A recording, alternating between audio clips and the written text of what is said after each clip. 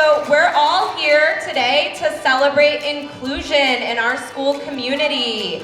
We're gonna come around and we wanna know what word you have on your shirts and what your word means to you.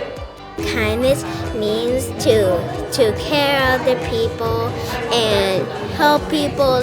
My pastor says that we are a team and be kind. Respect is the way to show people you like them. Like helping people and being kind is the way to show them how to be yourself. Try your best. My tag said I love you with my heart. My name is Asia and my word is believe. My name is Messiah and my word is belonging. I'm Mrs. Stevens and my shirt says choose to include.